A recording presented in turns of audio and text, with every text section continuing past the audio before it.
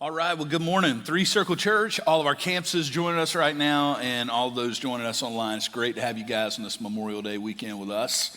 We are bringing to a close, to a finale, our Gideon series. And today, if you're new with us, man, we're really glad you're here. Let me give you a little recap and get us to where we are today so we can bring the Gideon series to a close. I always kind of hate leaving behind these characters because I learned so much from them. So the first thing to keep in mind is that the point of the Gideon series was not for us to learn about Gideon, but for us to primarily learn about God, because God never changes, everything else does. And so we learn about how God deals with us and how he works in our lives through looking at Gideon's story, Gideon's narrative, Gideon's own life. And so that's been very helpful to us. Gideon is in the book of Judges in your Bible. It is right after the conquest of the beginning part of the promised land from Joshua in his time. And it's before King David and all the kings. So there's not a king in Israel yet. And these judges were these leaders that God had to raise up to keep moving Israel forward, because they kept getting stuck. They were supposed to run all of these other nations out of the promised land because all of those other nations worshiped false gods. And God wanted his nation to stay pure and be able to show the world who he was. And that wasn't going to happen if they continued to fall into false worship. So he wanted all of these outside influences run out of town, and for them to take the promised land, he even gave them the map. Here's how far you go. And they stopped. And when they stopped, the bullies, known as the Midianites and some others, started fighting back against the Israelites. They ran them up into the hills. And the Midianites were the big bad dudes on the block. They had the best weapons, they had the best fighters, and they're coming for the Israelites. And the Israelites, when Gideon comes on the scene as one of these judges, leaders, when God raises him up, the Midianites are stealing the Israelites' food. The Israelites are starving all over the region because they can't grow enough food. The Midianites, with their big army, keeps taking their food. And it's a bad situation. Not only that, even worse, the Israelites have begun to worship the same false god that the Midianites worship, and that is Baal. They've got little statues of Baal everywhere. So we remember a few weeks ago when we started this series, God sees Gideon and he's just as scared as everyone else. Don't forget that. Gideon, there's nothing heroic about him, really. And I think that's why we like him, because we go, ooh, I can relate to him. Because some of the guys in the Old Testament, it's a little hard to relate to them. They're so heroic, like Joseph. And Joseph was amazing. And then Elijah. We try to relate to Elijah, but hello, calling down fire out of heaven, when any of you done that lately? That's hard. But we see Gideon and he's scared and he's nervous and he's insecure. We're like, that's our man. And we see ourselves in Gideon. Gideon keeps showing us like a mirror these things in ourselves. And he shows us how patient God is with him, right? And he keeps asking, God says, you're my man. You're going to lead Israel forward. He's like, I don't think I'm your man. And for chapter after chapter, Gideon continues to ask God to reassure him, and he does. He even has that wacky way of praying where he puts out a fleece and asks God to do these tricks. And God acquiesces kindly to show him the way, to give him the encouragement he needs. So much grace, so much kindness. And I think all of us throughout the series, we keep going, that is how good. How many of you have looked at it and said, yes, that's how God's been with me, right? Good and kind and patient. We've seen all of that. And then last week we saw the battle. God intentionally takes Gideon's army, which wasn't strong to begin with, 32,000 guys, he takes them down to 300 men against a 100,000 plus man army with the best weapons, the Midianites. And so when we realized that Gideon's army was that small, we all know that he could have never won that battle, right? Even though these 300 were elite, those 300 men cannot win that battle. So we saw last week how God won the battle, right? Basically, it's like, hey, walk out on the hill in the middle of the night. Take your flashlights in a jar. And when I tell you to, bust open the jar and play your trumpet. And that was it. And it's like, Gideon didn't even have to fight, really. And what happened is when all that light hit the hill, the Midianites freaked out and they ran for their lives. And it's the middle of the night, so they've got their swords and they're killing each other at first, and then they just run. And do you remember why? Because sovereignly God had made the Midianites, literally they were dreaming about Gideon. Before he ever came over the hill, he got to overhear it. God had placed in those hearts of those 100,000 plus men, a fear of this man Gideon. So when the Israelites stand on the hill and shout, "We're here in the name of Gideon," the Midianites, who were superstitious, that was their biggest weakness, they run for their lives. But we all know Gideon couldn't have won that battle. It's not like he's Braveheart. We're not talking about Gladiator. "Oh, you're not entertained." We don't have any of that going on, right? He could have never won that battle. And yet what we're going to see today in the closing chapters that a lot of people never talk about with Gideon. If you grew up in church and you had the Gideon story, it was always one of my favorites. You never heard this part. Because today Gideon in his final chapters is going to show us something that's also in us that we're not going to want to see. We're kind of comfortable with the fears and insecurities because we're all there, but there's something that Gideon is going to develop in his life, and we're going to see it today, and he's going to show it to us, and we're not going to want to see it because no one wants to admit they've got this in their lives. But it may be the most important thing Gideon's going to show you. Today, Gideon may teach you the most important lesson he's going to teach you. Now, to get us set up for this, let's talk about sports for a minute if you're okay with it. Now, even if you don't like football, if you've lived in America over the past 20 years, you know that the greatest NFL dynasty probably of all time happened over the past 20 years. And it's the New England Patriots. And whether you like them or not, these guys won over and over again. And they won Super Bowl after Super Bowl. And when they weren't winning the Super Bowl, they were coming one play away from winning the Super Bowl. And it just seemed like they were the team every year, year after year. And we all know that when you think of the New England Patriots winning all those Super Bowls, there's one player you think of, right? There's one guy you think of. He comes to mind every time. When you think of the New England Patriots and their dynasty, you think of this guy right here, right? Oh, you don't? Oh, you don't know who that is? Oh, that is Adrian Clem. Adrian Clem was on those Super Bowl teams. He's got the rings. But you haven't heard of him, have you? You don't think of him. You want to know why? Because he was sitting on the bench. He was the backup guard. He was drafted, but he wasn't good enough to get a starting position. And so he didn't play in those Super Bowls, but he was a good backup. And if someone would have went down, Adrian was ready. But you know what? Adrian has the rings. If you go to his house today, I guarantee you, and if I were Adrian, I'd do it too. I'd be like, "Hey, I'm a Super Bowl winner." I'd show you the ring. You want to see the rings? Show you the pictures. He had the confetti dropping on him as well. He was out there. There's pictures of him on the sideline going. But he didn't make a block, and he didn't make a tackle, and he didn't make a run, and he didn't make a touchdown, and he didn't throw a pass. So for Adrian to go around in life acting like he won those Super Bowls would be ridiculous, right? Because he didn't. He was there, but he didn't, because we all know when you think about the New England Patriots, you think about this guy, right? This guy's the one, you think of Brady. He's the one that's going to get the statue. He threw the passes. He made the big comeback. And, and it's kind of proving now, Belichick, without Brady, it hasn't been so good. So, he was the guy. Okay, so he needed a good coach, but hello, he threw the ball. And so for Adrian, our boy Adrian, he can't brag too much because he was just on the team.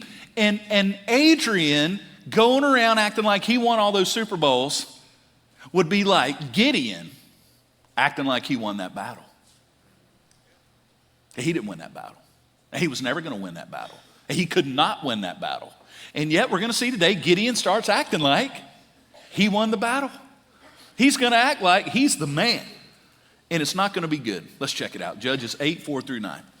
It says, "And Gideon came," so they're chasing the Midianite army. The Midianite army They think 1,000,000-man armies coming down upon them. They're superstitious. They think they're running for their lives. So Gideon came to the Jordan and he crossed over. He and the 300 men who were with him, they were exhausted yet pursuing. I love that about those 300 men. They were worn out, but they would not stop. Verse 5. So they come to a town called Sukkoth. Now, Sukkoth, the Sukkothians, are a part of the world of Israel. And they are going to benefit from the Midianites being run out of town. They have no idea what's happening. Like 100,000-man army plus runs by them. They see them, and here comes 300 dudes with Gideon. Like, what's going on here? And Gideon comes up to the people of Sukkoth, and he does something that is absolutely appropriate in the ancient world. He says, please give loaves of bread to the people who follow me. They're exhausted, and I'm pursuing after Zebah and Zalmunna. These are the two kings of Midian. So basically, I'm trying to get these guys out of town. There's nothing wrong with what he's just done. That is ancient custom. Watch this. In the ancient world, if your town is going to benefit from an army winning a battle, then it's totally customary for the leader of that army to say, I need you to help us. We're helping you, you help us, okay? But the people of Succoth are caught off guard, understandably so. The officials of Succoth said, well, are the hands of Zebah and Zalmunna already in your hand that we should give bread to your army? Now, why would they act like that? Well, don't forget, what's happening to all the people because of the Midianites? They're starving. The Midianites are robbing these people. So whatever bread they have is keeping them alive. And oh, by the way, they're probably going, pretty soon that 100,000 man army is going to figure out there's just 300 of y'all. They don't know the story. They don't know about the dream sequence. They don't know that God has set it all up. So you would think, right? Wouldn't you think that Gideon, who has been shown so much patience and so much kindness by God, wouldn't you think Gideon, who it took like months to get over being afraid and scared and God just kept working with him, wouldn't you think Gideon would be patient? He'd be kind. He would sit down with the Succothians and talk to them and say, hey, I get where you're coming from, but let me tell you the story. Surely that's what Gideon is going to do when the Succothians don't want to give him the bread. Well, verse 7. So Gideon said, well then. You know, most things don't start off well when it starts well then. That's a different tone. Can you hear it? That does not sound like the Gideon of just a few chapters ago. What has changed? Well then. Look what he says. Well then. When the Lord has given Zebah and Zalmunna, the kings of Midian, into my hand, I will flail your flesh with the thorns of the wilderness and with briars. And from there he went to Peniel, the next town. And I want you to see what the Bible says here. He spoke to them in the same way. That's not talking about the content of what he said. It's talking about how he said it. The Bible wants you to know he's talking a new way and people aren't hearing it. They don't like it. Whatever way he spoke to Succoth, they were like, well, it looks like you've already won the battle. Do we really have to give you the food that's keeping us alive? And then he comes to the next town, Peniel, and they feel the same way. They're like, I don't know. Have you ever said to someone, it's not what you said to me, it's how you said it? Oh, yeah. That's what's going on here. The Bible wants you to know he's speaking in a way that is not helpful at all. And the men of Peniel answered him the same way the Succoth people did. So he says to the men of Peniel, when I come again in peace, I'm going to break down your tower. Their tower was this thing that their little town had built so that they could watch over what's going on around them. It was protection. And they worked hard and spent a lot of money on it. And Gideon's like, you know what? Peniel, when I get back, I'm tearing down your tower. And oh, you Succothians, I come back taking you down to the briar patch. Now, let's talk about this for a second. Gideon is using ancient custom law during military times, like habeas corpus in the Civil War, where Lincoln took these incredible measures to kind of set aside some law because it was such a unique time, and people have argued whether that was right or not. Well, that's kind of what's going on here. And in the ancient world, number one, an army that's doing work that benefits a town has every right in the ancient world to look at that town and go, help me. We need some food. The problem was it was a unique situation, and the people of Israel were starving. So to give him bread for his big army could end up like my babies don't eat that day in Succoth and Peniel. So and then you've got a leader of this army who has been shown so much patience, but he's unwilling to give any patience to them. Do you see it? He has no room for them to think about it, no room for them to talk. If they don't immediately acquiesce to his needs, he's ready to, watch this, do the harshest thing allowed by ancient custom for him to do. Now, what he comes up with is the custom. In the ancient world, if a town decided to not help an army, and that army does indeed go win a battle that benefits that town, you get to come back, get their leaders, and here's what they do. They go out into the woods and they create a bed of thorns and briars. They tie your hands over your head and your feet on the other end, and then they drag you back and forth in front of the whole town across that. Sounds fun, right? It will scar you for life. It was not meant to kill you. It was meant to humiliate you, cause you excruciating pain, and mark you for the rest of your life that you didn't help that army. But That was in an extreme circumstance. What Gideon does, Gideon now, Mr. Hee-Haw farm boy just a month ago, okay? He's Huckleberry Finn a month ago, but now suddenly he's a warrior. Suddenly he's William Wallace now. He's the man. He hasn't done anything. God won that battle, not him. He's still not a military guy. He's just strutting around like he is one. He's a peacock, all feathers, no bite. But for the men of Succoth and the men of Peniel, he will take every bit of punitive action the ancient world allows him to put it on them. And what you see here is a classic case of what happens when pride sneaks into a person's life. You will begin to have very high expectations of everyone around you, but very low expectations of yourself. You see it? And we don't want to see it.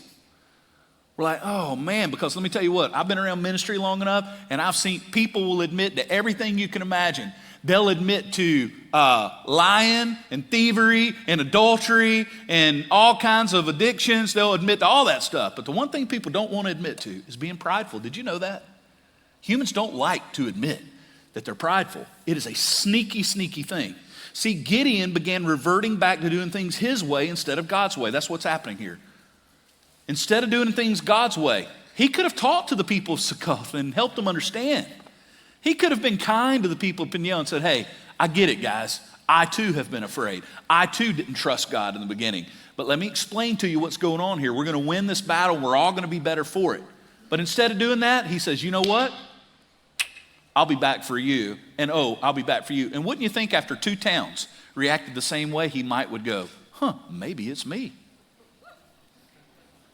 You know, when people tell me, they're like, I've been in 4 different jobs and I've had 4 bad bosses every time. I always think to myself, there's one common denominator here. After a while, you might want to look around. I think the horse is in your own stable. I think you're the issue. And see, Gideon, the Bible says he keeps talking to these people the same way, and they have this reaction. And it's because he's prideful. He's prideful. He's let pride sneak in. Gideon received grace from God in the midst of his doubt. He refuses to show that to anyone else. By the way, you may be going, well, I see it. I see that. But how does this apply to my life? I mean, I live in a modern world. It's not like the Midianites are coming across Mobile Bay to get us this afternoon. How do I apply this to my life? Well, let me tell you what. Pride will sneak into your life just like it did Gideon's. It'll sneak into your marriage. If you have higher expectations of your spouse than you do yourself, you want your spouse to get it right all the time, say it right all the time, think it right all the time, but you have tons of grace for yourself, well, no, that's a problem. It'll kill a marriage, by the way, over time. It really is not a good situation. You know how this works. It's like in a marriage, if your spouse says something that you don't like and it hurts you, you will say to them accusatorily, you'll say, you meant that. And if they say, no, you're taking it wrong. I didn't mean it that way. No. You meant it. I know you meant it. But then if you say something that hurts your spouse's feelings and they call you on it, you will say to them, oh, I didn't mean it that way. You're taking me wrong. See, you extend no grace, but demand tons of it. Pride is always at the root of that. I know it's uncomfortable, right? Because we don't want to see that in our lives. But Gideon's going to show us, yep, it can sneak in. So look how fast it snuck in to his life. So he goes and runs the Midianites out of town. And you'd think after a few days, maybe he cools off and he goes, you know what? God's been gracious with me. I don't need to be that way towards the people of Succoth. Judges 8:15 through 21. So he comes to the men of Succoth. This is after all the battles. And he said, behold, Zebah and Zalmunna, about whom you taunted me. Do you hear how he's acting? The brother's keeping score. He comes back, he's like, remember boys what you said? Well, now he's captured them. He has the 2 kings of Midian in his hands. He says, well, you should have given me men when our men were exhausted. So he took the elders of the city, he took thorns of the wilderness, briars, and with them taught the men of Succoth a lesson. And I just explained to you what he did. Then he went to Peniel. He kept score on everybody. And he broke down their tower and he killed the men of the city. Then he said to the Midianite kings that he had captured, Zebah and Zalmunna, he says, where are the men whom you killed at Tabor? And they said, well, as you are, so were they. Every one of them looked like the son of a king. And he said, those were my brothers. They were the sons of my mother. As the Lord lives, if you had saved them alive, I would not kill you. So he looks at Jether, his firstborn. Rise and kill them, he says. But the young man, which denotes that he was probably a teenager, would not draw his sword, for he was afraid, because he was still a young man. Listen to what Gideon's doing.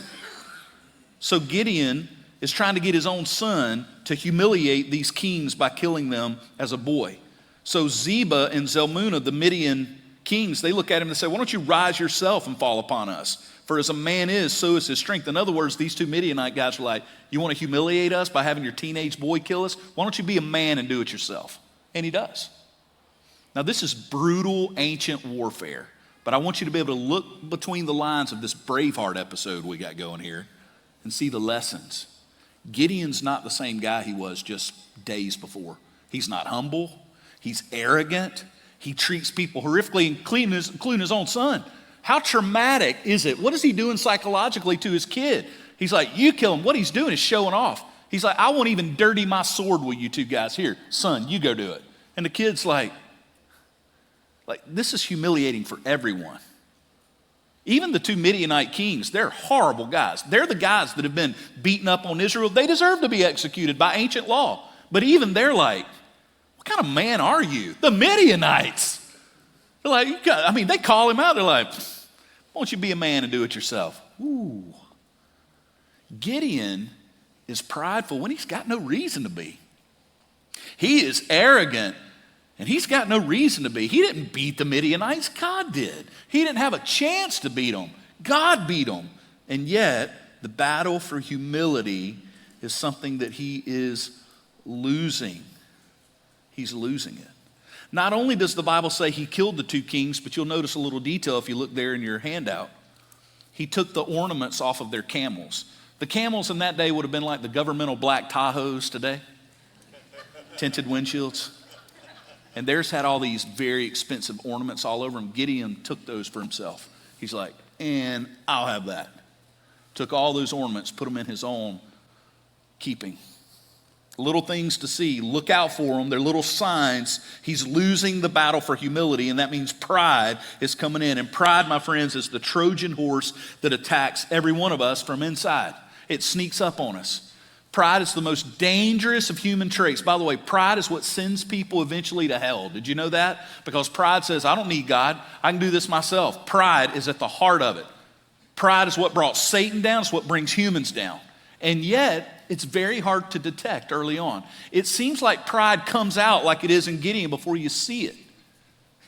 Pride is like a cancer that grows for years and you don't know it's there. Let me give you a few things to watch out for pride. You can write these in the margins if you want. Because none of us want to admit it, but we all, let me tell you, every one of us have our moments. And you either kill it or you let it grow. It's like weeds. It'll keep growing if you don't kill it and throw some Roundup on it. So here we go. Number one, watch out for this. Do you have an overly critical spirit? You've got a very powerful radar. You can see everything wrong with everybody else. You walk into a room and you're like, burp, burp, burp, burp, burp, burp, burp, burp, your little radar's going off. You can tell everyone their problems. You just don't see any of your own. You don't have a mirror, you just have binoculars. But you never look at your own life. Watch out, that is pride. That is the beginnings of pride. It can become brutal in your life. Here's another one. Are you just harsh? You're a harsh person. When you do have to call people out, you do it the hardest way you can find. That's Gideon. Gideon did not have to do any of that. The ancient law said he could, but it didn't say he had to. And yet with his own friends in Succoth and Peniel, he takes the hardest he can be on them instead of choosing the path of grace. Here's another one. Just being fake about things. You care more about outward appearance than what the reality of your heart is. That is pride. When pride says, hey, I may be a mess in here, but no one else is going to know it. I'm going to look the part. That's Gideon. He's strutting around like he's, a gladiator all of a sudden. It's like, dude, go back to making your sweet potatoes. Like, that's what you are. We all know who you are. We all been reading your story. And suddenly, he's just strutting around. He's the great winner of the battle against the Midianites.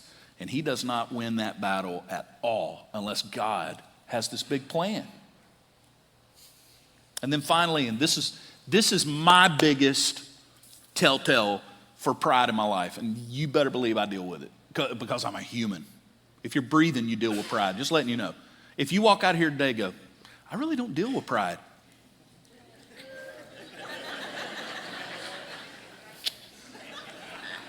I don't even need words for that one. It's like the person that says, I am just so humble. No, you're not. No, you just messed that up right there. Okay? Here's my number one radar that goes off in my life. What are you defensive about? You're probably prideful about it. The thing that'll get you defensive. Look at Gideon. What makes him mad? He wants to be seen as a winner. He never has been. And the first two towns he comes to that don't acquiesce to his wishes immediately, that don't bow down before him, he takes the harshest route possible to teach them a lesson. He is defensive about this new identity he has. He likes being a winner. He likes people thinking he's bad to the bone. He doesn't want anyone to know that he's really not.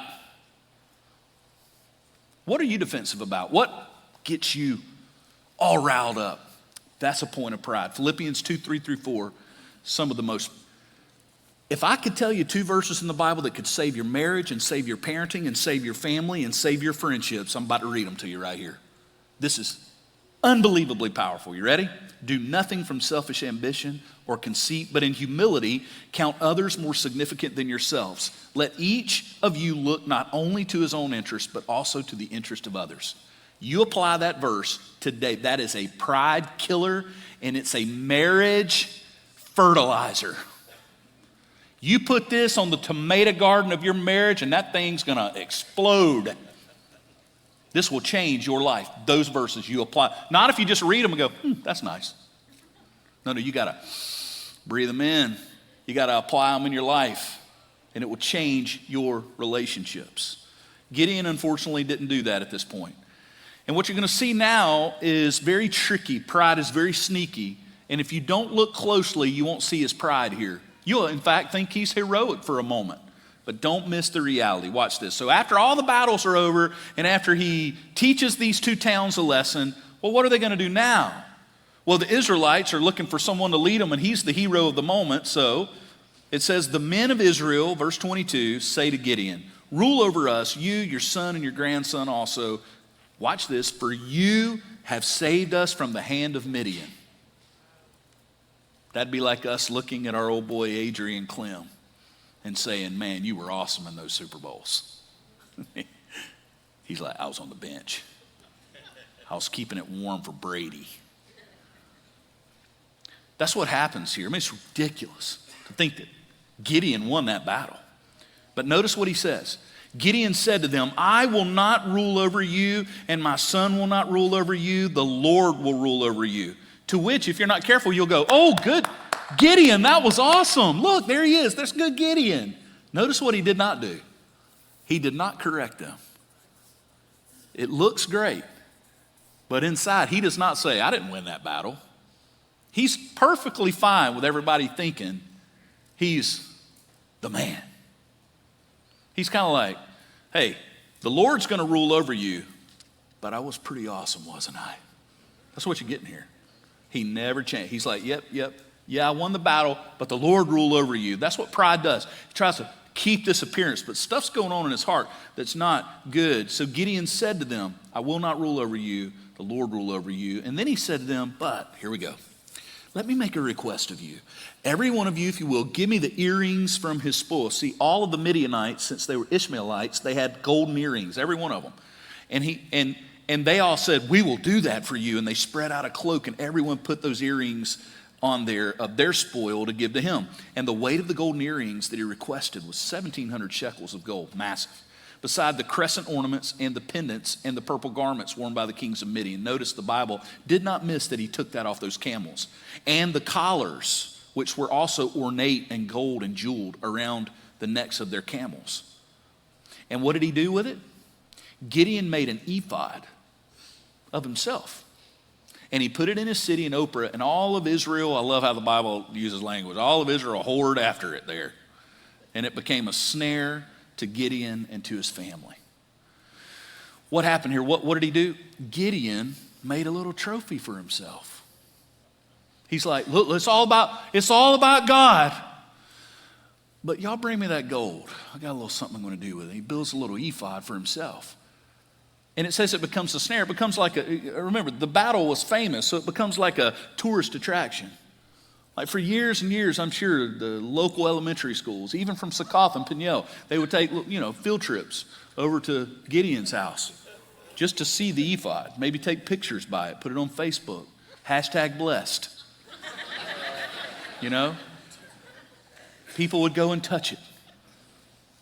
People wanted to see that ephod. It became a snare.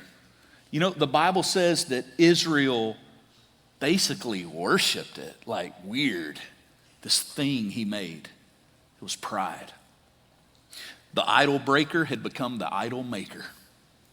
How about that? See how fast it can happen?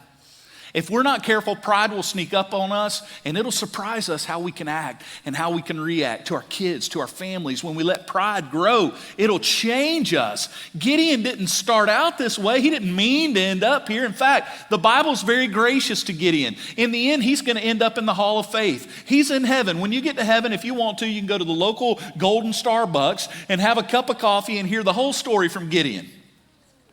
He's there. But the Bible's not going to hold up and not tell you his weaknesses. And he dealt with the same stuff we deal with. And before he knew it, he had become an arrogant, prideful man. And he had no reason to be. Another battle Gideon's losing at this point is just for righteousness. He's sinful. That making an ephod about himself and glorifying himself, it's sinful. And it's not helping. And you're going to see that it's going to cut the teeth out of his leadership. Instead of being a transformative leader for Israel, he becomes a temporary relief, and that's it. He's like Tylenol for Israel instead of a cure. He just gets the Midianites out of town long enough to give them a breath, and when he dies, they're going to go right back to their old ways. And the Bible tells us we should pursue righteousness. In 1 Timothy it says, for you, man of God, flee pride. Flee those things. Pursue righteousness, godliness, faith, love, steadfastness, and gentleness. And what this all does as we close out Gideon, let me just help you here. Everyone in the Old Testament, as great as they are in their best moments, Gideon included, Gideon falls short. He does not transform Israel. He just placates their pain for a moment. So what this means is Gideon had faults. Gideon fell short, like we all do. And in the end, Gideon is pointing to someone who will come, who will be greater than him. And David's going to point to him, and Solomon's going to point to him, and Joseph points to him, and Elijah points to him.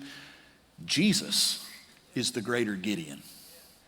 Because Jesus doesn't fight one great battle that temporarily relieves his people. Jesus fights the great battle, wins it for all time, and he does not only win the battle against the enemy, he also wins the battle inside of us. And those whom Jesus brings victory for, he brings victory in. He literally transforms us. We're not the same anymore under his leadership. Gideon couldn't do that. Gideon didn't change Israel a bit. He just made them happy for a little while, filled their bellies for a little while, because Judges 8:33 says, as soon as Gideon died, the people of Israel turned again and they whored after the Baals and Baal-berith their God. The people of God, here was their problem, they did not remember the Lord, their God who had delivered them. They didn't remember. You want me to tell you what kills pride? Remembering. You know what would have killed Gideon's pride? Remembering who really won that battle. Remembering what God had done. You know what would have kept Gideon from being so cruel to the Secaucus people and to the Pignell people? If he would have remembered how kind God had been to him. You follow me? Remembering is a pride killer. Gideon and Israel serve as a reminder that we must strive to remember what God has done for us. And how did Jesus tell us to remember? Because we can be prideful too. And you know what will kill pride in our lives? Remembering. And what did Jesus establish for us to remember over and over again? You know the greatest pride killer in Christianity? The Lord's Supper. Because when I hold that cup in my hand and that bread in my other hand, I am reminded I didn't win this battle. God did. I could have never won that battle. God did. And when I remember, it breaks the pride in me. And that's how we're going to end the series today. Let's pray. Jesus, I pray that in these next moments, you'll be glorified in our lives by your grace and by your power. We lift you up as we remember. Amen.